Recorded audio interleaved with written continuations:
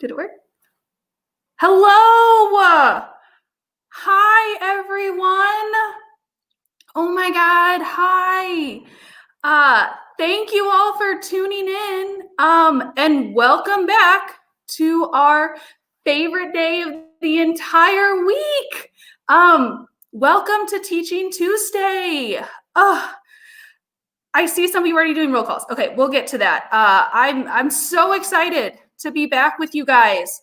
I missed you guys last week, but needed that to be a week of listening rather than speaking.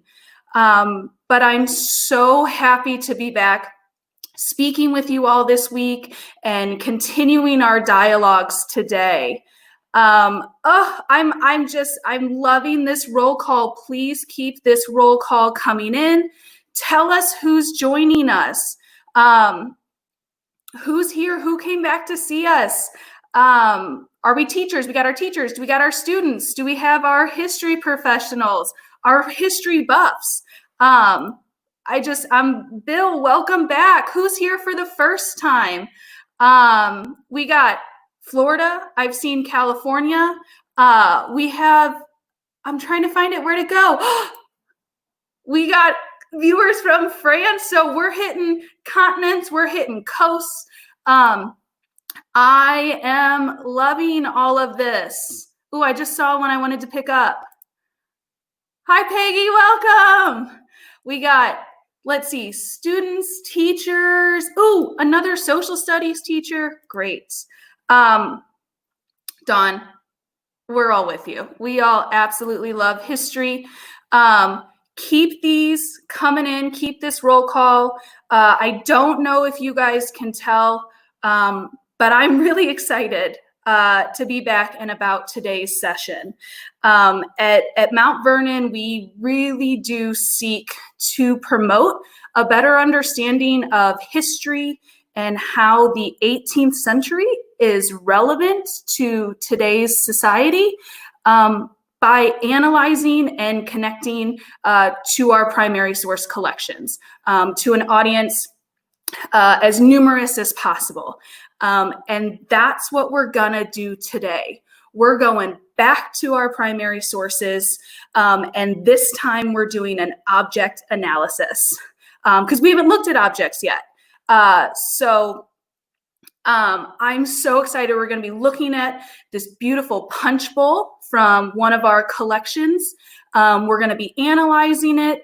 And as we do, as always, our goal is to not only just gain a better understanding of Washington, which we definitely want, but also to discuss social and economic histories, as well as the importance of multiple perspectives when studying those histories. And so if that wasn't exciting enough, which I'm looking at these comments here and people are getting excited. Everybody, first of all, just say hi to Rebecca. We got a first-time viewer from the UK. We got a history teacher. Oh my gosh, we have so many people here. And so since we're not even just so excited about primary sources, we're gonna analyze the source with a friend. And I am beyond excited. I don't know if you can tell, I'm so excited to introduce you guys to one of my really cool friends, Alyssa Oginsk. She is a former classroom teacher. She's the current manager of teacher programs at Mount Vernon in our education department. She can rock a killer braid and is just an overall rock star. So as we talk with, Emily in East Tennessee and Karen, our lifelong learner in Dallas, and Aaron from New York. I want you all to sit here and welcome. Actually, wait, I got to get her on the phone. I'm going to call her out. We're going to welcome Alyssa. So let me just, get her on the phone here. I think it's ringing. I think it's ringing. Hi, Sadie. Alyssa, hi. How are you? I heard we're talking about object analysis today. I have a pretty old object right here. Anyone recognize one of these? Take a look at that object. God, I can't wait for us to analyze that soon. Welcome to the program. Thanks so much. How's everybody doing? I'm so excited to be here. I can't believe how many people are tuning in and from Europe. No pressure. Right? I mean, yeah, we're spanning the globe. We're crossing the Atlantic on this. And yeah, I mean, I'm trying to pull up, Alyssa, people are excited and they're ready to see you. So I see the phone went over well. That's awesome. And I'm glad you guys picked up on the fact that I'm not really using it. Artifacts, right? I bet your students don't even realize what that is. Maybe bring one into class and have some conversations about that. You can tell them why it's called hanging up the phone. But okay, Alyssa, that's a really great segue into our talking point, because we are doing the object analysis and you are a former classroom teacher. What grade did you teach? I spent about 8 years teaching 6th grade history. So middle schoolers, all you middle school teachers out there, you're the best. I mean, that's kind of snaps for myself, but middle school teachers. We do jazz hands here. I forgot. That's what we do. Okay. Well, so as you're doing your snaps and your jazz hands, how important for you was introducing those primary sources to the students? We all, I think, as history educators, you go to primary sources, right? When we're thinking about history relevance and kind of how to communicate messages from the past, we go straight to the source, right? And at our fingertips are all these wonderful digital collections of papers and prints and arts and images, but I think sometimes the objects get a little lost in the shuffle. And so one thing that we do at Mount Vernon with our collection is obviously we have a lot digitized, and I just want to encourage everyone to be able to bring these objects to the classroom through the digital platform, through our images of objects online. Whenever possible, I would encourage bringing reproduction artifacts if you have them, or a modern day example of something like our phone, in for the students to be a little more hands-on. But of course, whenever possible, we can use images of objects. And I think students might not be able to read 18th century handwriting, but they can hold or look at an object and make some really quick connections to their own life. And I think this is where the power of objects comes in. Before I taught 6th grade, I did do some time in elementary, and I got to give some props to elementary teachers, and I did put that specifically as doing time because nobody works harder than an elementary school teacher. So all you elementary teachers out there, you just bless you. Bless you. Well, okay, we had some people joining in, the jazz hands for middle school teachers. Let's see, do we have any elementary school teachers out there? We can give some kindergarten jazz hands to. There she is. She's an elementary school teacher. Welcome, Susannah. Woo! Well, I think that's something too to highlight. Can you talk about, well, first of all, I think that you shared a really great point about how Mount Vernon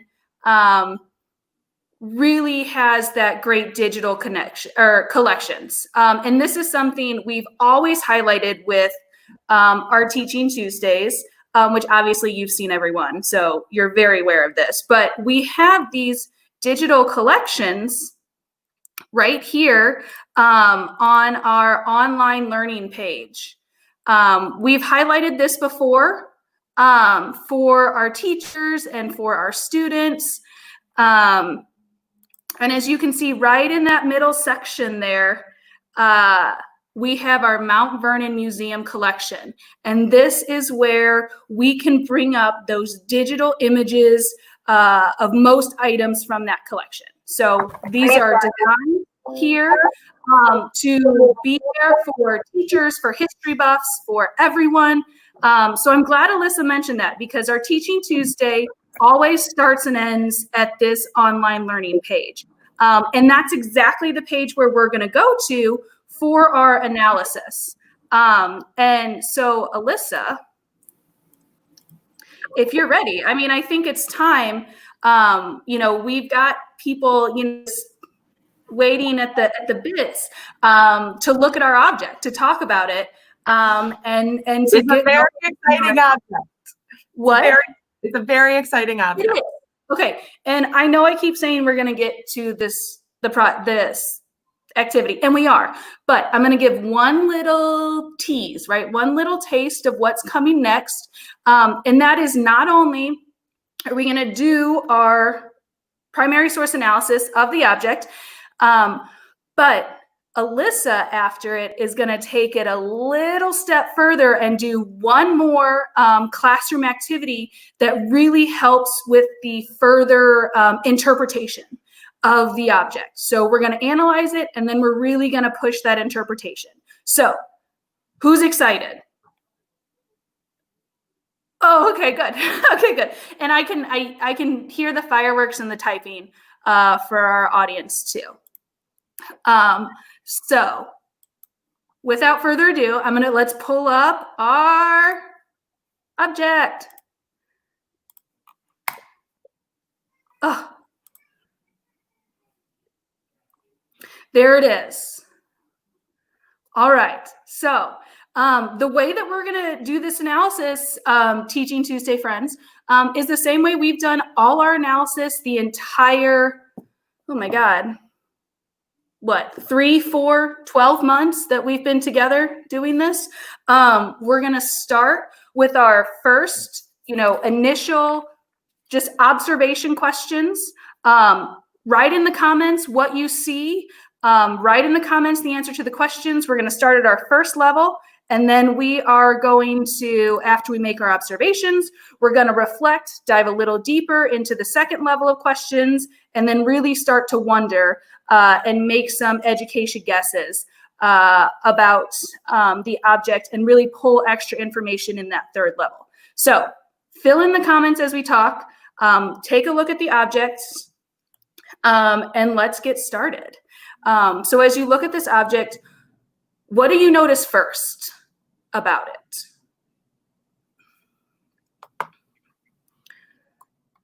What is the first thing that stands out about this object? What is it made of? And I know it's hard to see on the digital, but I believe in you guys.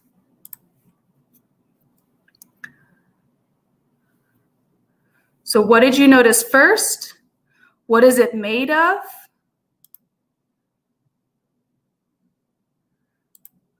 What is the pattern and design of the object?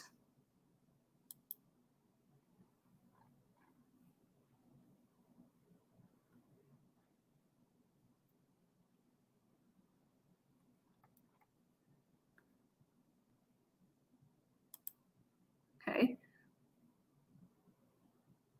Is it big or small? Is it heavy? Is it light?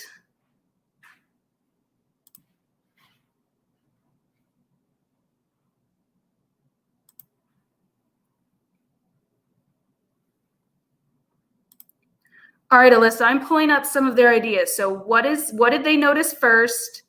What was it made of? What was the pattern? Is it small? Is it large? Is it light? Is it heavy? What are you thinking about their answers?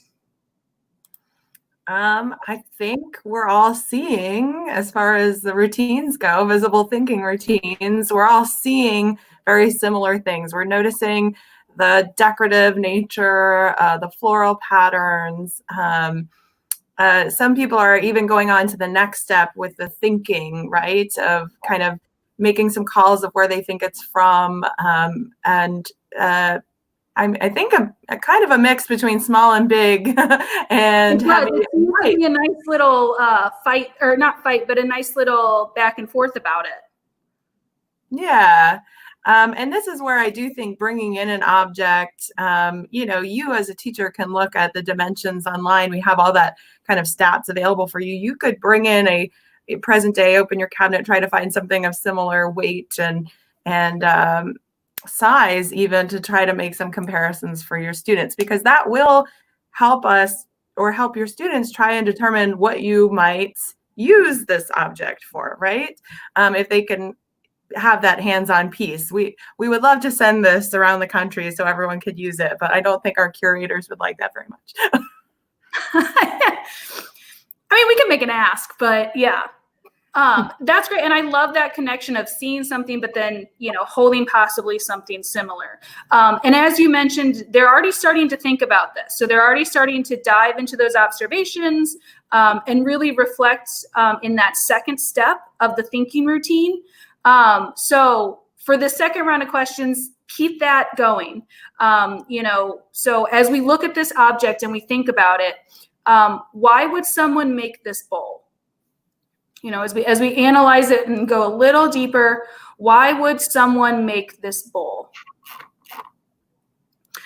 Because they did figure out, so it's no longer an object, right? They figured out that it's a punch bowl, that it's a bowl. So why would someone make this bowl? Let's see. Would both children and adults use the bowl?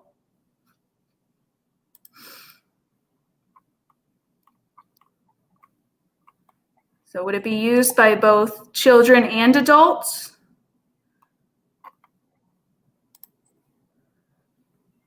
When and where can this bowl be used?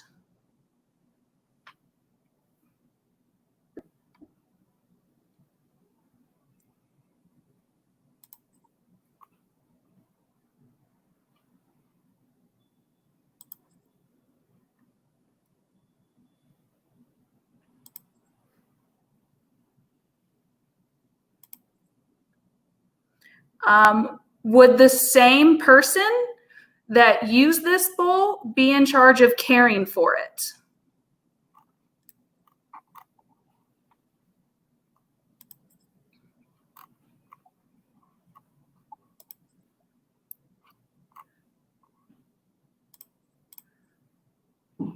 So would the same person that used this bowl care for it?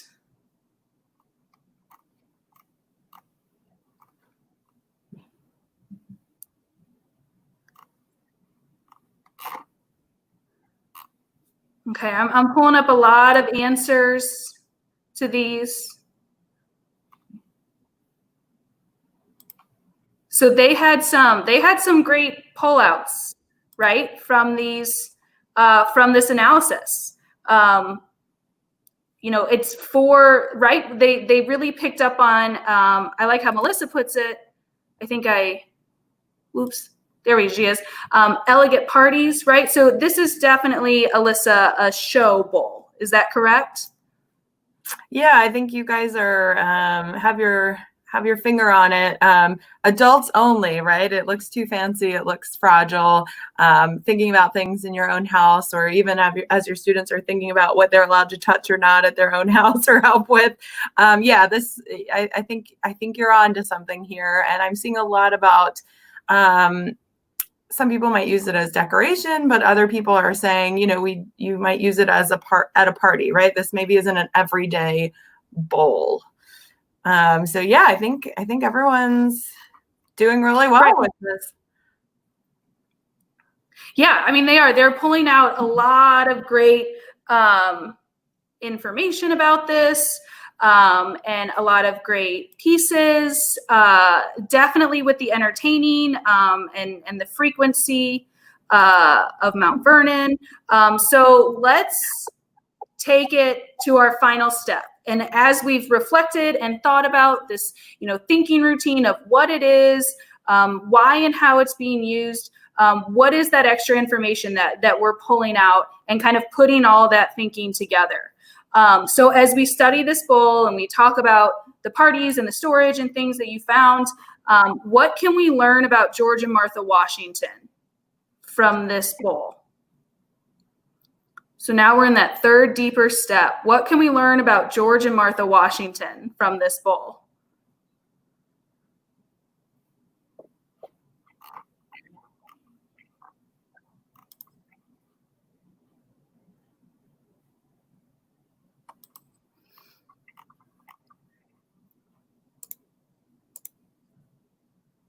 They're typing. I can hear it. I'm going to give them time. I do think a lot of people have maybe already commented on this sort of next steps, right? We have our overachievers, our see, think, wonder immediately. Right. So that's great. Everyone's already there. Yeah. What can we learn about life at Mount Vernon from this bowl?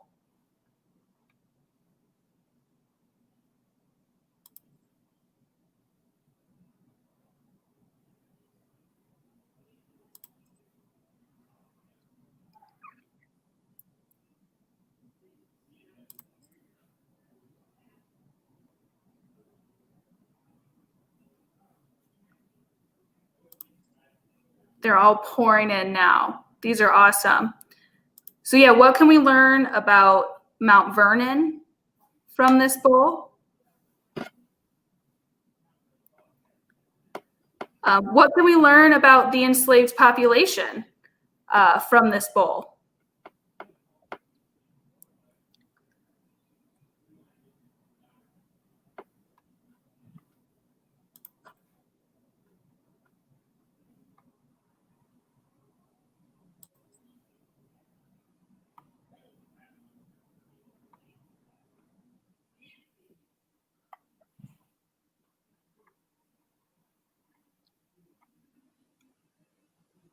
They are pulling out such great connections here, Alyssa, to really the everyday life at Mount Vernon. So not just the Washingtons, but they're noticing that a lot of hands would have, been involved and wrapped around this punch bowl here.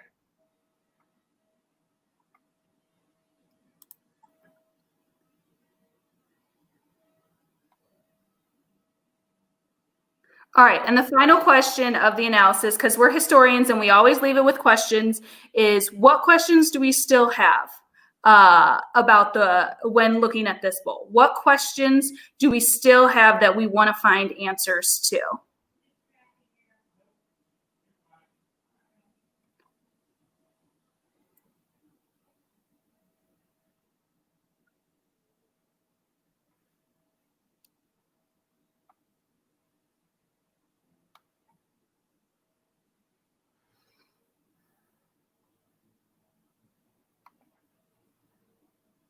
Tons of great comments coming in.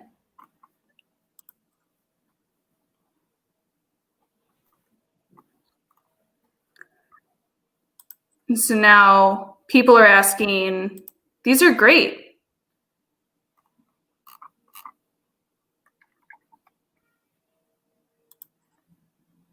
Historians always got to have the follow-up questions, right, Alyssa? We always got to leave them wanting a little more in our analysis. Yep, we're driving inquiry all the time.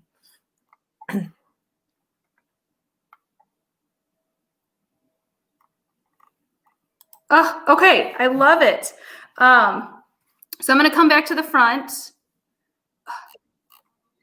And Alyssa, as a teacher who's used this object before, do you want to tell a little bit about it? Yeah. Since we analyzed it and talk about some of, what the bowl actually was and how, they hit a lot of nails on the head in that analysis. Do you want me to talk a little bit about like an extension routine you can do with this as well, or just the object itself? Oh, that's a great question. I was thinking we can talk about the object first and then do the thinking routine, or would the thinking routine, as a teacher, do you think the thinking routine should come first and then we fully discuss it? I think we should jump into the thinking routine. Okay, let's do it. Activity number 2. Okay, you're up. Okay, So in this instance, we shared a link to the digital collection of this punch bowl. I think you guys probably saw the link sent several times within the comments about the punch bowl. And I do think that gave some clues as to what this object is, what it's used for. We saw a lot of people mentioning parties and entertaining and guests. Someone correct me if I'm wrong, Sadie, people behind the screen. At one point after the presidency, the Washingtons entertained 600 plus guests in a year at Mount Vernon. And so when you see the word punch, right, I don't know about you, but I don't keep punch in my refrigerator. It kind of quells up a party-like drink in our maybe 21st century mind. So, with that in mind, maybe this is something you wouldn't share with the students right off the bat, but because of our platform, we want to make sure you had the link to be able to zoom in and take a closer look. But using these visible thinking routines like See, Think, Wonder, I'm going to jump into another one that I think is really helpful. So if we can all imagine that we don't know that this is a punch bowl, right? The first sort of step of a routine like this, or I guess I should tell you, the routine's called main, side, and hidden. That every object, everything that we examine as history educators has stories behind it. There's a main story. There's sort of some side stories happening right off the edge. And then there's some seriously hidden stories. So, right now, like I'm at the computer using my laptop on this live stream with Mount Vernon. That's the main story. That's what's going on. There's a punch bowl. In the other room is my husband and family friend and 2 toddlers, and God knows what's happening out there. That's kind of the side story. And then underneath it, this hidden story is that we are down at a close family friend's house in Southern Virginia because of COVID-19 and being separated for a while and feeling safe to come down here. And so there's this whole hidden story, right? So everything in our life has a main, side, and hidden story. But coming back to the objects with your students, you can use an object to kind of tell main, side, and hidden stories or investigate, right? If we don't know the story, if you look on our digital collections, it only says so much about this punch bowl, but we can use these objects to have our students kind of investigate and ask inquiry-based questions about objects. So to get started, let's think about what the main story of a punch bowl like this would be. The main story. So what is it? What's it made of? What's it used for? Just the kind of stats about something like this. And to be honest, I'll be honest with you, bowls and ceramics and decorative arts don't really do it for me. But once I started using a routine like this, I'm actually way more interested in objects and the stories that they tell. So main story. What would a main story be?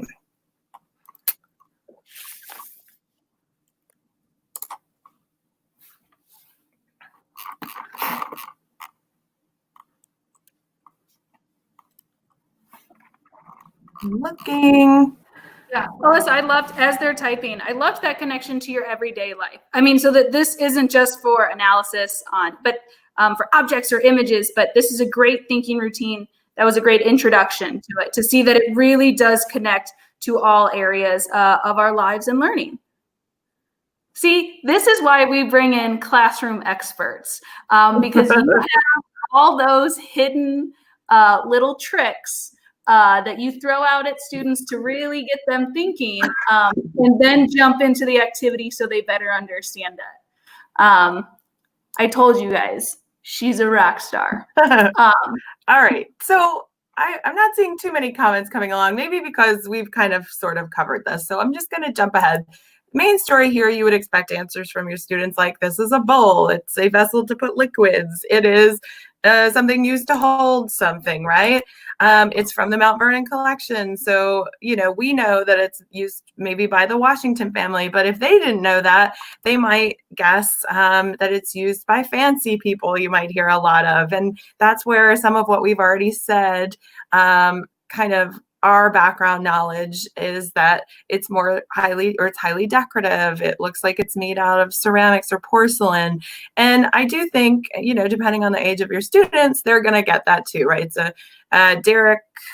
Derek had a great one. Yeah, main story. It's a fancy bowl used for serving the finest drinks to the finest members of the late 18th century society. And I'm not sure your kindergartners would say that, but I think they get the point, right? It's a fancy bowl. What great descriptive words. Something I'm fancy bowl, finest drinks. I great description, Derek. Good. And then seeing things about guests, right? Your students might, you throw your leftovers in a Tupperware, Gladware, and then you pull something out like this when you have guests or a party. So that's really the main story, right? We might guess that it's expensive, and that's where you can look up the stats on our digital collection and just kind of what is this about, where is it from, and kind of do some additional research there. Have your students do that additional research, and what kind of people would have a bowl like this. So that's where this kind of understanding the main story leads you into these side and then hidden stories. And it does take a little bit of, I'm not going to say guessing, but making educated guesses based on what background knowledge you have, and then finding those gaps that your students might have and kind of providing them with opportunities or sources to find out that information. So the side and hidden stories gets a little more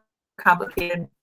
But for an object like this, for any organization like ours, they probably are going to have additional information and resources for you to tell a more complete story. So, and we'll point you in that direction at the end. So side stories, right? These are what's maybe happening right outside the picture. It doesn't even necessarily involve like the bowl anymore, right? It might not even involve the Washingtons anymore. If you can imagine, using your background knowledge, what you know about 18th century, Virginia gentry, a bowl like this, or ceramics, maybe you're super into ceramics and decorative arts. What might be happening outside of the picture, right? So the bowl was placed on the table. What's happening right outside of it? What do we think?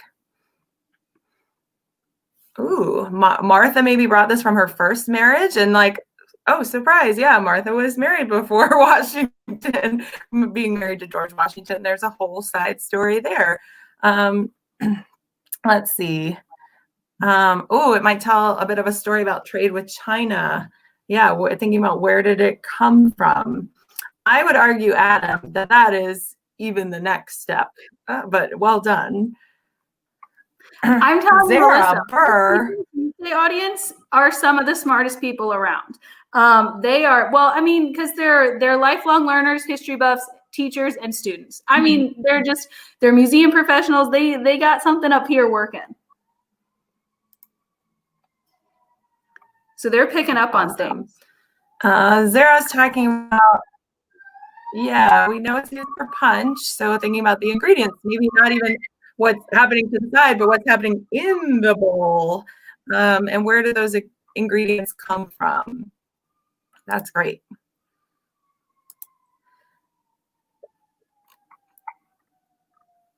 All right. So now how do we take this object is featured in one. Go ahead. Hey? Go ahead. Okay. Yeah, I was going to say, so this object is featured in one of our exhibits at Mount Vernon, obviously available online for you. And this object is used to interpret a little bit of what Sarah was saying about the popularity of sugar and sweet beverages in the 18th century. It was becoming very popular to drink punch and rum punch and coffee and tea, all sweetened with sugar. And that actually inspired a bunch of tableware to be created. So something like this, specifically punch bowl, right? We don't throw our rolls in there, and we don't put it, it's not a big cereal bowl, right? So it's specifically designed for punch. Rum punch drank by the Washingtons, which does talk about a bit of a side story about maybe all the other tableware that they had in their collection. It does talk about how many guests and parties that they might have had and entertaining, but it also gives us the chance to think about multiple perspectives. And this is really the main reason why the central reason why this main side and hidden routine can be very useful in the classroom, because you can bring in multiple perspectives. So maybe, yes, thinking about who made this bowl, but these bowls and this tableware that the Washingtons had, these objects were polished, dusted, filled, emptied, moved, placed, repaired, cleaned, all by the enslaved laborers who worked at Mount Vernon. And what's interesting when you think about enslavement and enslaved labor at the time, they're considered objects themselves, which, is a really kind of interesting narrative here. And so when we think about this object, this side story, as you think about it being placed in front of Washington and his guests, is, yes, the punch and the sugar and sweetened drinks that were popular at the time in parties, but who's serving this punch, right? And we have an opportunity through this routine to think about multiple perspectives. And here we can think about the perspective of the enslaved people who would be doing everything basically but the partying, right? So that's where we sort of see this bowl being a really interesting, at first it's a bowl, but an interesting object to kind of welcome that conversation. I see a lot of other people talking about trade and China. And so just to hit on that, because it looks like everyone's got some really interesting side stories that are gathering. And some people even have been commenting about the enslaved people who would have handled and cared for the bowl. So how do you take that a next step, right? That's a side story. This next layer, the hidden story, and this is where I want to talk a little bit about this trade piece. Okay, so the third step, we've got main, side, and hidden. The third step is the hidden story. These are the stories that are even, not just to the side, but behind everything, a whole other layer, something that's obscured or neglected or kind of happening below the surface that we're not like readily aware of. This might be the big lesson for your students. So I see a couple people getting into this, and there's no right or wrong answer. This is just sort of how we've imagined using this bowl. There are lots of lessons to be learned here, but like Laura Hutchinson White, you had put the role of sugar trade, triangle trade, and mercantilism. So when we think about 18th century and the Atlantic economy, we have to think about the slave trade, and sugar made the demand for slavery much, much higher. The demand for sugar fueled the slave trade, and it's became this wildly popular product in the 18th century in Britain and the colonies. And again, it's used to make all these beverages and rum and molasses. But when we think about the impact of this and this kind of hidden story, we think about where is sugar made? It's made on sugar plantations in the Caribbean. And so we're going from this bowl being the fancy party bowl that you get out for guests to the people who are serving it, and where did they come from, and this idea of sugar and the slave trade. Sugar plantations in the Caribbean were some of the most dangerous places. Thousands of people were traded and imported into the Caribbean, like I said, like objects. It's considered a death sentence, basically. Lots of injuries and fatal accidents are happening in the mills and boiling houses. And so when we think about punch, rum punch, the Washingtons drinking it, and the people serving it, the enslaved laborers serving it, I think this other layer, this hidden story behind even all of that, is the sugar and slave trades, the triangle trade with the Africa and the Caribbean, and the implications of what a simple bowl or bowl of punch might mean for more than just the Washingtons, right? So again, this idea of multiple perspectives and a way to introduce maybe a new concept for your students, or a new way of thinking about, instead of just looking at the triangle trade map, right? And kind of talking about slavery, but let's use an object that really demonstrates this concept and the connectedness between it all. So, Well, and I think that's a really great point, that it takes like those broad concepts and the institution of slavery and really narrows it down and makes that personal connection for the students and the impact just on the everyday life of how something so far away can really impact, life at Mount Vernon, how it was a part of that trade and that global economy, how they participated with it at Mount Vernon, and that's a really big part of life on the plantation. So it kind of takes that overall broad subject and really narrows it down, like you're saying. Yeah. So again, when we first put up the picture of a bowl, it's sort of like, a bowl, womp womp. And we're kind of ending on a womp womp here too, but it's just an interesting, yes, see, think, wonder, yes, primary source analysis, like who, what, where, when, why, how. But, main, side, and hidden, I think having other voices, especially of people who maybe didn't have voices, is really a great strategy that you could use in your classrooms. And start with an everyday object at home, from like the 90s. But start with an object that your students could bring in an object and tell a main, side, and hidden story about their own object, or have, think, pair, share about how each other's objects might relate to the other person, and then dive into maybe a historical object. I am very pro making it personal and meaningful for your students at any age, right? Even high schoolers, they'll think it's lame, but they'll love coming and bringing something in. I mean, really, they will. They will. And I didn't shout out to the high school teachers earlier. Yay! Yeah, I think all teachers have tough jobs that we need to really, send those jazz hands in support of and throw it that way out there.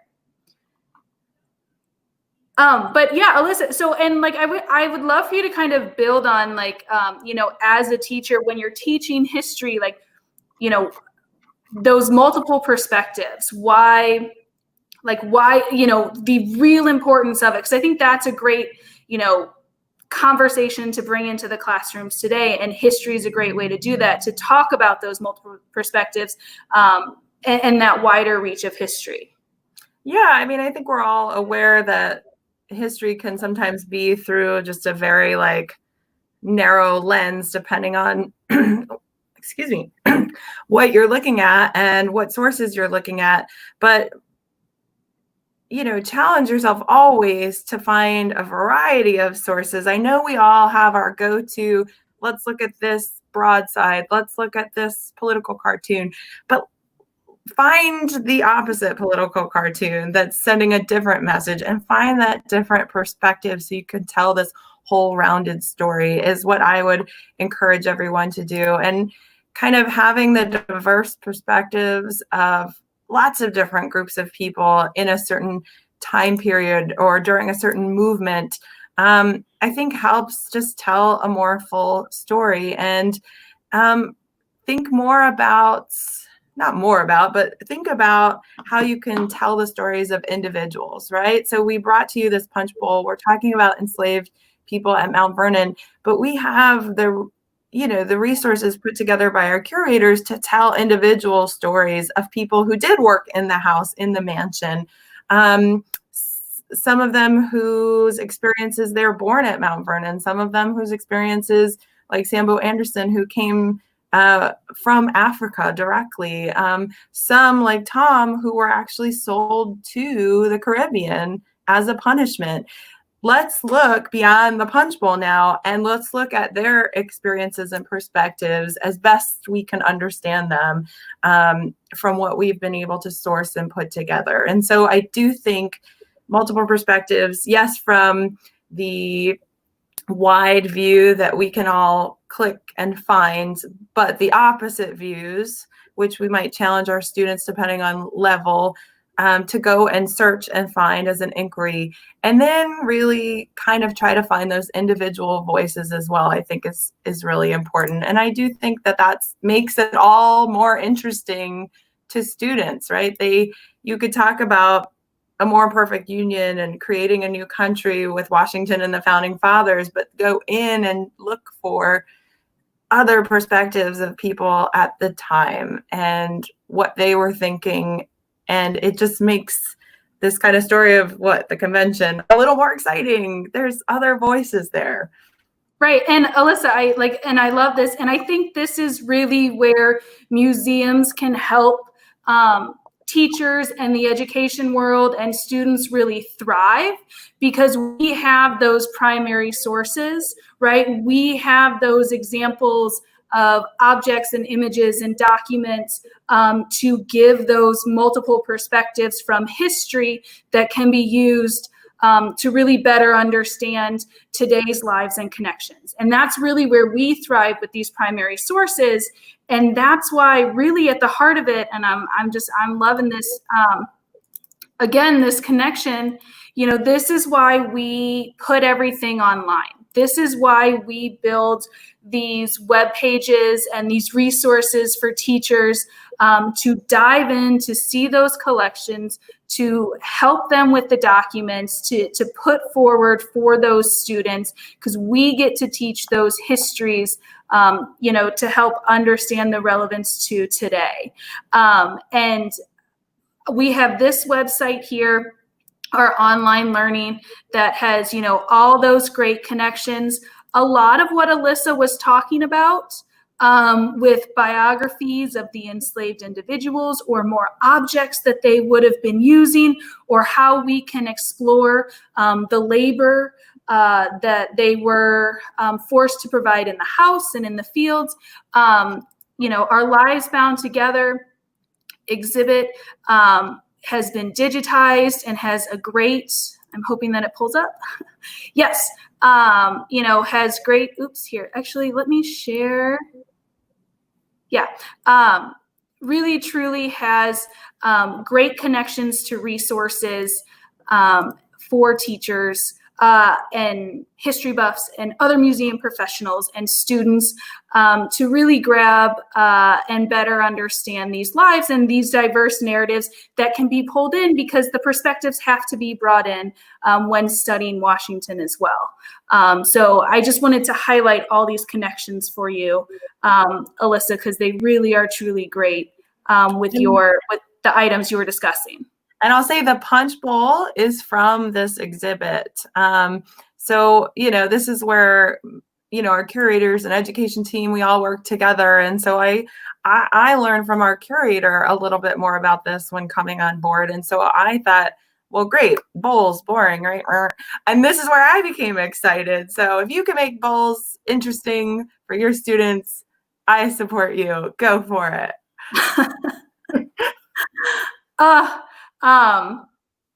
Alyssa, I'm looking at the time, and I really, truly want to thank you for joining us because, you made this punch bowl exciting.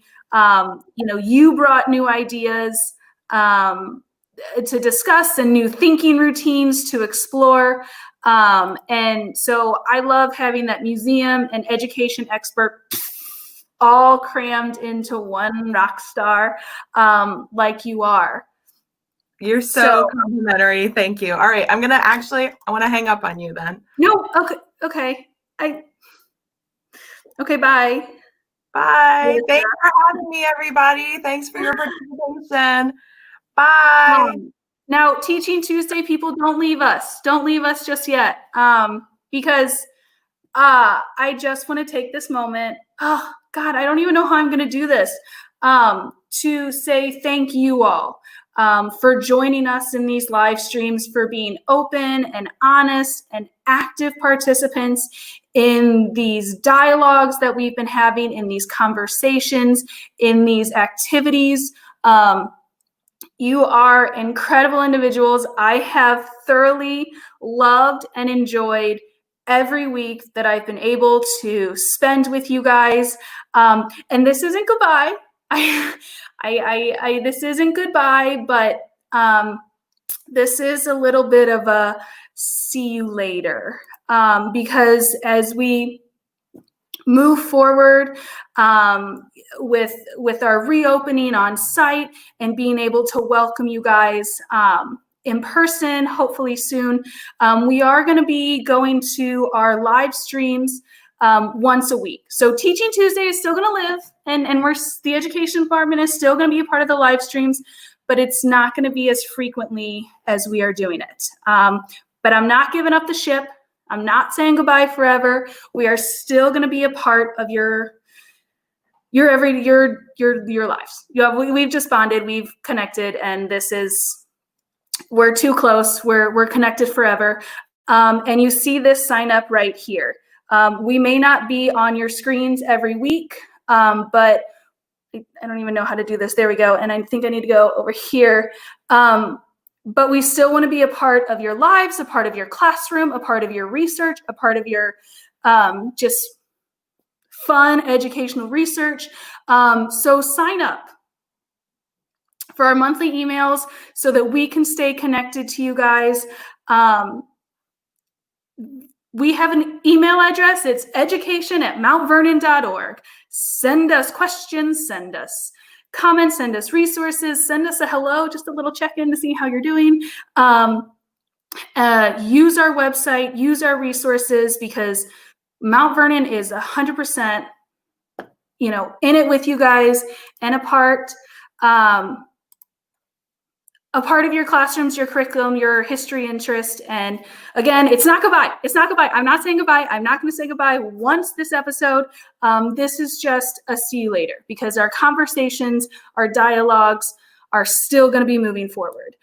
So thank you from the bottom of my heart for your active participation, your ideas, your sharing with each other. They have been inspiring for us all. And I'm officially just going to sign off and say, see you later, because we're not saying goodbye. We're not saying goodbye. It's just a see you later, and we're going to check in and be back together soon. So from all of us at Teaching Tuesday, last minute round jazz hands. See ya.